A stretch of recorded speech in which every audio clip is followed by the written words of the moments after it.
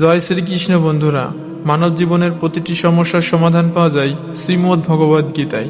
শ্রীমদ্ ভগবদ গীতা এমন একটি অনুপ্রেরণামূলক বার্তাসাগর যা হতাশাগ্রস্ত ব্যক্তির মনেও জীবনের আশা জাগিয়ে তোলে। বন্ধুরা, আমার পূর্ণ বিশ্বাস আছে আপনারা এই ভিডিওটি সম্পূর্ণ দেখবেন আর এর কথাগুলি শান্ত মনে শুনে এবং বুঝে শুধু মনেই অসাধারণ শান্তি অনুভব করবেন না, বরং আপনার চিন্তাধারা ও জীবনের খুবই ইতিবাচক পরিবর্তন আসবে। আমি নিশ্চিতভাবে বলতে পারি যে কেউ যদি গীতার এই সারাংশ শেষ পর্যন্ত শুনে এবং তার জীবনে তা প্রয়োগ করে, সে অবশ্যই নিজের প্রতিটি সমস্যার সমাধান পাবে।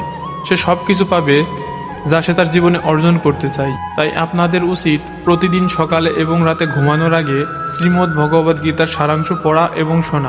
ভগবান শ্রীকৃষ্ণ শ্রীমদ্ ভগবদ গীতায় বলেন, যে ব্যক্তি বিশ্বাস সহকারে এই গীতার পাঠ করে, শোনে এবং ধ্যান করে এবং যে দোষমুক্ত, সে সব পাপ থেকে মুক্তি পেয়ে আমার পরম ধামে পৌঁছে যায়। বন্ধুরা, এজন্যই বলা হয়েছে যে কোনো ঘরে প্রতিদিন শ্রীমদ্ ভগবদ গীতার পাঠ ও শ্রবণ হয়, সেই ঘরে কখনো কোনো বিপদ বা সমস্যা আসে না। ভগবান শ্রীকৃষ্ণের আশীর্বাদ সেই ঘর ও জীবন জুড়ে সর্বদা বিরাজ করে। সেই ঘরে সুখ, ধন সম্পদ, ঐশ্বর্য ও আনন্দ সবসময় বজায় থাকে।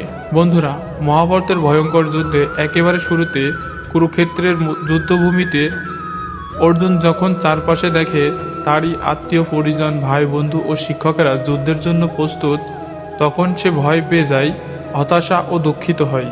সে অত্যন্ত বেদনায় ক্লান্ত হয়ে যায়। ভগবান শ্রীকৃষ্ণের কাছে নিজের দুঃখ ও দোটানা প্রকাশ করে। অর্জুন বলেন, হে কেশব, আমি কিভাবে এই যুদ্ধ করব? এই যুদ্ধে যারা জড়ো হয়েছে তারা তো সবাই আমার আপনজন। আমি কিভাবে আমার পিতামহ ভীষ্ম ও গুরু দ্রোণাচার্যের সঙ্গে যুদ্ধ করব? তারা তো সবাই আমার শ্রদ্ধেয় ও গুরুজন। তাই তাদের হত্যা করে রাজ্য পাওয়ার চেয়ে ভিক্ষা করে মরে যাওয়া অনেক ভালো।